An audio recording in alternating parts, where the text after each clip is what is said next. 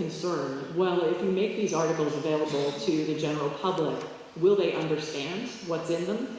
Well, 1 million individuals access them every day. And what's interesting is that less than 1/3 of those users are coming in from the .edu, the academic domains.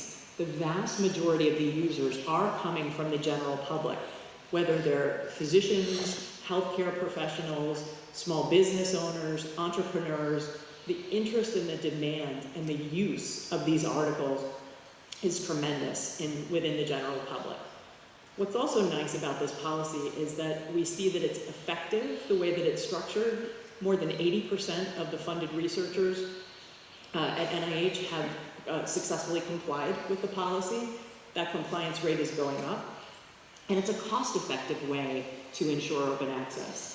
That the NIH estimates that to run this public access program at full board, it costs them less than 1/100th of 1% of their overall annual operating budget.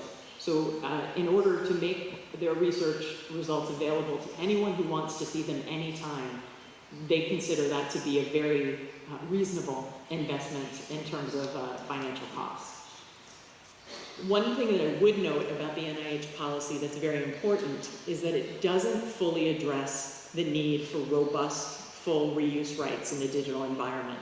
It actually leaves the negotiation of these rights and copyrights in general up to individual authors. So as we move forward in policy discussions in the US, this is a very important element that we're working to address in order to strengthen future policies to put them more in line with the end goals of open access. And 5 years of data from this policy has helped us make significant progress. It's always good to be able to build on success and demonstrated success. So after the NIH policy was implemented, we've had a period of extensive public consultations with the White House, the administrations that have been in place. We've done 2 public comment periods where the administration has asked for essentially a conversation with all stakeholders and asked questions about whether or not, first and foremost, an NIH-like policy should be extended to cover the other half of our funded research. And then they also asked additional comments in a second comment period. They asked for input on, okay, we agree that we should have a policy. What's the best way to get the job done? It was very, very important that in the US, open access advocates organized and didn't leave the results of the public comment periods up to chance. But we really did coordinate the messages that we sent into policymakers. We held webcasts, we collectively worked on answers to questions, we mobilized our communities and were able to generate thousands of detailed comments. But those comments were all focused on a very specific aim. And that was answering the questions that the federal government was asking, but also trying to focus responses back to the policymakers to highlight how open access would advance the objectives that the federal government had already said they were interested in advancing. And remember, those are the objectives that we saw earlier. And I added a few more in red because with every administration and with every new set of policymakers that comes into play, we see them add a few more things that they're interested in. So the objectives stayed the same, but we really saw, given economic conditions around the world, that there was an emphasis on advancing policies that would not only grow the economy, but specifically create jobs.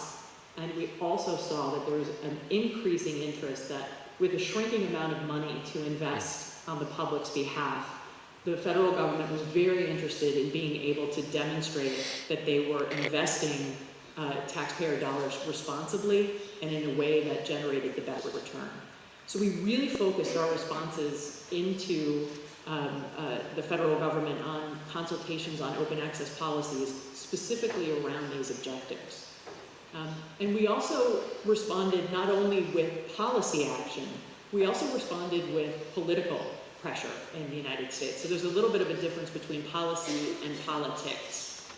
Very data-driven comments to the comment periods, but also we wanted to demonstrate the will that was out there, the number of people who were interested and would support the US government if they took a step and extended the NIH policy to other federal agencies. So a group of open access advocates organized a petition to the White House on the White House's website, asking the White House to respond to a call to make publicly funded research publicly accessible within a reasonable time frame. And for the White House to respond to one of these petitions, you have to generate 25,000 individual public signatures in a 30-day period. We did it in 13 days on open access. So the response was, it exceeded expectations. We actually ended up with 65,000 signatures. And the White House and the administration took notice, not only of the petition, but of all the work we had done to respond to the comment periods and the giving them the ammunition that they needed to build a policy that was already in line with the objectives that they wanted to achieve. And in February of this year, the White House did issue a directive essentially requiring all other federal agencies to develop policies to require that the public gets access to the results of their funded research. This is the response to our petition that they posted on the website. The directive covers now more than 20 US federal agencies and departments. So we went from one agency required to make their research available to 20 in one move this February. What was wonderful about the directive in particular was that they prefaced the directive with this statement. The Obama administration is committed to the proposition that citizens deserve access to the results of scientific research that their tax dollars have paid for. They listened to the basic message, and they also incorporated, again, we reiterated their priorities. We said the policy would support those priorities. In the directive, they noted that they believe that requiring these policies would support those objectives: accelerating science, innovation, promoting entrepreneurship, economic development, job growth. Really